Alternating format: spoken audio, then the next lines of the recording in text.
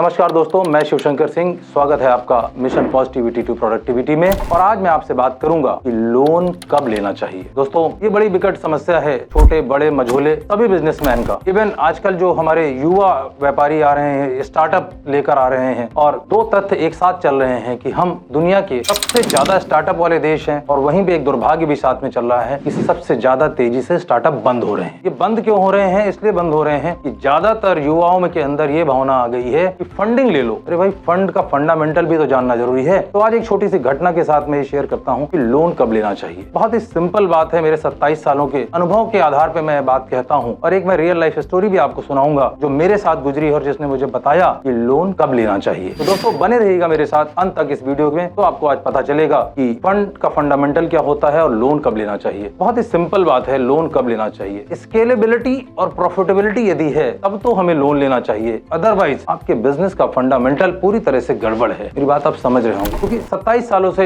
मैं बिजनेस से जुड़ा हूं और तमाम व्यापारियों से जुड़ा हूं, और लोगों को जब भी पैसे की दिक्कत होती है, they are seeking to bank, they are seeking to personal lender. और आजकल के हमारे नए व्यापारी आईपीओ की तरफ देखते हैं, अपने बिजनेस फंडामेंटल्स को भूलकर वो पैसे उगाने में लगे रहते हैं। दोस्तों, ये long term sustainable business model नहीं है। यदि आप अपने आप को शीर्ष पर देखना चाहते हैं, बेहतर देखना चाहते हैं, तो लोन लेने की एक ही कहानी है, एक ही जो है उसका फंडामेंटल है कि आपका बिजनेस स्केलेबल है, आप स्केल करने जा रहे हैं, नई चीजें निवेश करने जा रहे हैं, बढ़ाने जा रहे हैं, इंक्रीज करने जा रहे हैं, then only go for loan. और जो आप कर रहे हैं वो प्रॉफिटेबल है कि नहीं। अदरवाइज क्या होगा, आपको पता नहीं चलेगा कि कब आपके कैपिटल से सेंध लग गई और कब आप जमीन पे आ गए। तो दोस्तों, मैंने आपसे वादा किया था कि मैं आपको अपनी एक रियल लाइफ स्टोरी बताऊंगा जब मैंने ये समझा कि लोन कब लेना चाहिए। तो दोस्तों, काफी पुरानी बात है, करीबन 27 साल पुरानी बात है। और एक हमारे यहाँ हमारे मित्र हैं, उनके फादर हैं, वो मनी लेंडिंग का काम करते हैं, और उनसे हमने किसी परिचित के थ्रू गए और लोन लिया। उस जमाने में 3% के रेट से वो देते थे और 3 महीने का इंटरेस्ट पहले ले लेते थे। तो दोस्तों, फर्स्ट टाइम मैं गया और उन्होंने मुझे बिना कोई बात किए जाने समझे 1 लाख रुपए लोन दे दिए। ऑब्वियसली 12 महीने का था, चुका दिया गया। लेकिन जो बड़ी लर्निंग आई, जो मेरी जिंदगी की फाइनेंशियल लर्निंग की सबसे बड़ी लर्निंग है, मैं उनके पास तकरीबन साल भर बाद फिर गया और ये सोच के गया कि यार मेरी क्रेडिबिलिटी तो बहुत हाई है, पिछली बार मैंने इनका लोन बहुत टाइम से चुका दिया था, तो अब तो ये मुझे 2 लाख रुपए तुरंत दे देंगे। मैं गया, उनको पूरी बात बताई, और उसके बाद उन्होंने तुरंत हाँ नहीं कहा। फिर क्या बताते हैं, देखते हैं, करते इट गॉट 2 महीने बीत गए। फिर मैंने अपना मैनेज कर लिया। फिर मुझे कहीं वो किसी शादी पार्टी में मिले, तो मैंने पूछा, अंकल आपने मुझे वो लोन क्यों नहीं दिया था, जबकि मैं तो बड़ा, मेरी क्रेडिबिलिटी अच्छी थी। बोले,